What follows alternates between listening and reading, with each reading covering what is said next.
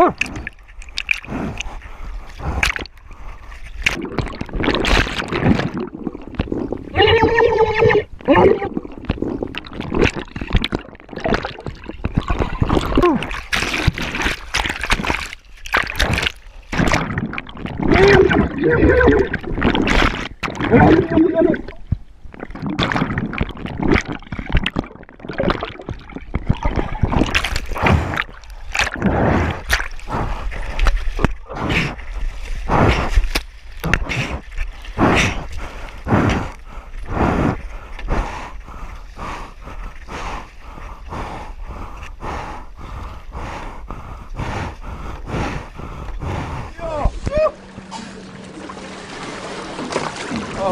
Down in front, down in front! Oh my goodness! Look at this! Look at this! Oh yeah!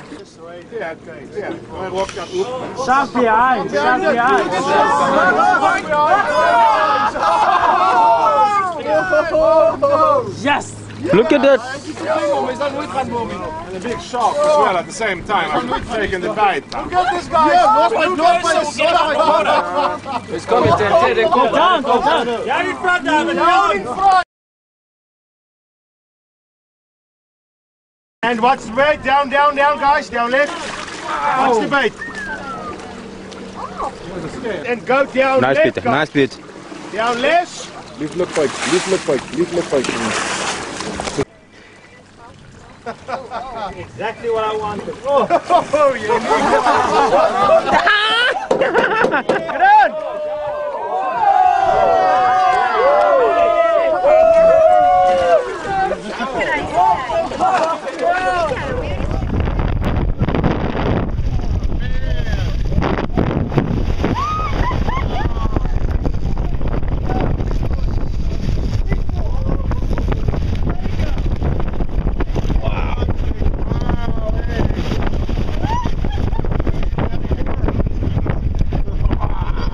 Big hammerhead.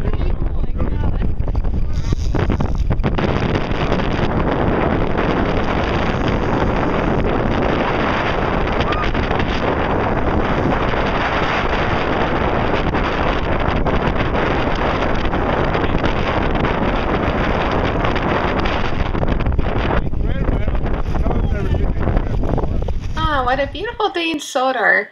I'm so excited to try this new ocean bridge. Do do do do do do do do. What's that noise? Ah, is that a shark? Oh no! Um, um,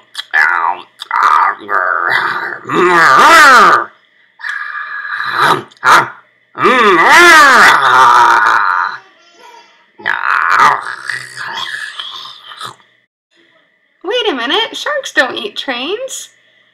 Chugga chugga chugga chugga choo choo. oh man. Do do do do do do do do do do do do do do do. The community is under siege, with beaches closed and tourism in tatters. Human remains were discovered washed up on shore. Australia's largest state has become the deadliest shark attack zone on the planet. That's the way Nat Geo Wild sees it. After 5 fatal shark attacks in Western Australia in the past year, Professor Sean Collins and his team are working on new ways to prevent attacks, and I spoke to him a little earlier. Good to speak with you, Professor. There does seem to have been a spike in shark attacks in Australia in recent years. Why do you think that is? Well, it's a very good question. We're not really sure exactly the reasons why the attacks have occurred. There seems to be a bit of a spate, certainly in West Australia, where we've had actually tragically 5 deaths in about a year. A number of reasons could be the environment has changed with global climate change issues, and or there might just be in fact more people entering the water and enjoying our coastline. But we certainly would like to explore ways of deterring sharks and provide some confidence for people to go back into the water. It would be fantastic to have a really effective deterrent, and I can see some sort of camouflage wetsuits there. That's one product that you're working on. That's right. So recently, together with Professor Nathan Hart of the UWA Oceans Institute, we've been working together with Shark Attack Mitigations Systems, a company that allowed us to work on the science behind making a wetsuit design which is based on interfering with the visual system of sharks. We made a discovery a couple of years ago that sharks were in fact colourblind, and that high contrast was in fact what they used to detect their environment and potential prey items. So from that work we've developed two basic designs, one based on in fact a patterned repeating pattern which is high contrast, which in fact would appear quite conspicuous to a shark, but will really mimic a noxious food item which would be unpalatable to the shark. And the other one was really based on the fact that because the sharks are colourblind,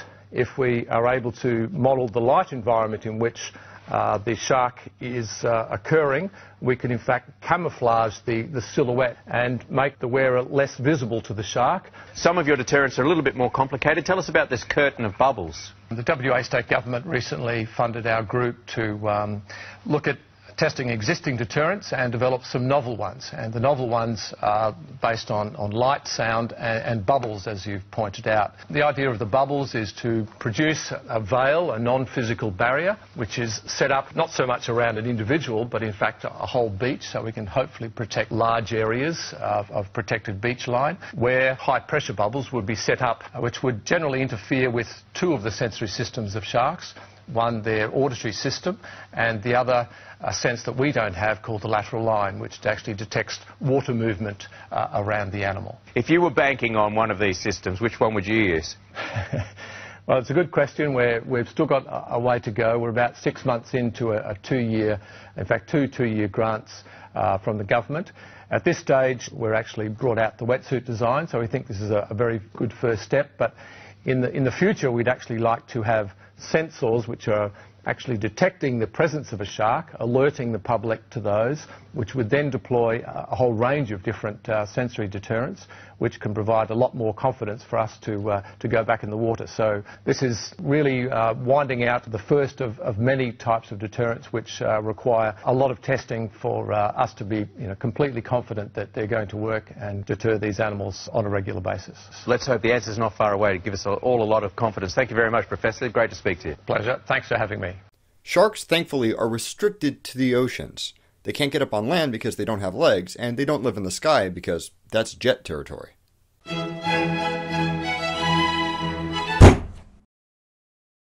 So sharks are pretty exciting, right? And shark attacks are even more exciting. Statistics, less exciting. Just putting this out there, it's going to take a little while to get to the sharks. I've ranted a bit before about math anxiety and aversion, so if you're currently scrambling to close the window as quickly as you can so that you don't have to hear about mathematics or numbers, please, instead, click here. It opens in a new tab, and I promise we won't talk about many numbers at all when you get back. So, statistics are not very exciting in the same way that an end wrench is not very exciting. You can use statistics as a tool to do some really amazing stuff, but the tool itself is not really going to take your breath away. Don't get me wrong, data can be beautiful, but I wouldn't really go out of my way to frame the Excel ANOVA function. Okay, maybe I would, but I'm weird. As far as mental tools are concerned, statistics is really one of the most important means we have of understanding the world. It's kind of the interface point between the pure floaty logic of mathematics and the chaos of the real world. Actually, chaos is a great example. You've probably heard something about the second law of thermodynamics, which says something along the lines of, in any reaction, entropy always increases. But it's not like matter knows that it has to be more entropic over time and changes itself to be that way. It's actually a purely statistical process. There are just more ways for matter to be disorganized than there are for it to be organized. So, given enough time and enough reactions, matter tends to be more disorganized. Statistics is also how we know anything about science at all. A scientist can't just take one measurement and say, okay, it's 10, then knock off for lunch and get published. A big part of science is recognizing that weird stuff just happens sometimes. Maybe your hand was in a weird place, or maybe the lighting was weird on the gauge, or maybe at that particular time somebody on the floor above you was jumping up and down about their grant getting funded. The only way to really hone in on a particular value is to measure it many, many times, and then to run a statistical test on that data to figure out what it really is. However, anyone who knows something about statistics knows that unlike more pure mathematics, it can get very subjective, and that it takes a lot of focus and mental energy in order to figure out exactly what a particular statistical test means. That can be a big problem for just about anyone. Not just because many people don't like math to begin with, but some people will use statistics as part of justification for their arguments, and treat them like a hazardous substance to be handled at arm's length. Yeah, it's a 13% chance. Sample size, I have no idea. That can lead to fundamental misunderstandings about what that data actually means. Take this example. In 2013, you were more than 20 times more likely to be killed by falling furniture than you were to die from a shark attack. My first gut reaction to hearing that is, my God, the armoire is trying to kill me. Sharks are misunderstood, peaceful creatures. I don't know what to believe anymore. And if I didn't think hard about it, I would go on believing that everyone should replace all the shelves in their house with tiger sharks, just to be safe. Would you mount them on the wall with hammerheads? There are several warning flags in that statistic that should jump out at you. First, it's a simple ratio, and ratios can be very misleading. There are usually fewer than 20 shark-related fatalities every year, which isn't really a lot when you're talking around 60 million deaths in 2013. So even a really large multiple of that small number still isn't going to be that many people. It would be like if I had a penny and you had 2 pennies. Technically, you're twice as rich as I am, but you still only have 2 pennies. A second red flag is that it's a direct comparison between 2 very different things. That can be very convincing and dramatic if it's done right, but frequently a media producer will just pick through facts and figures until they find one that's offensive to intuition. The farther apart 2 things are in a statistical comparison, the more likely it is that there's some factor that's not being taken into account in that comparison. The shark furniture statistic is missing something really important, the sample size. If you really wanted to get a sense of how dangerous sharks were compared to furniture, you wouldn't just be able to compare how many people died each year from both. You would have to look at all of the times those things and people interacted. I'm around furniture every day for extended periods of time. In fact, ever since I got an Xbox controller for my computer, it's even less likely that there will be a given point at which I'm not interacting with furniture. All those interactions are pretty safe. My couch hasn't tried to kill me. But given billions of people and millions of couches, something weird's going to happen on someone's moving day, and someone's going to die. On the other hand, people and sharks are not frequently in the same place at the same time. It's a pretty big ocean, and they're both relatively small compared to it. Odds are you're not going to run into a shark in your daily routine. Considering how few human-shark interactions exist, even 15 fatalities starts to make you wonder if maybe hanging around with aquatic predators might be dangerous.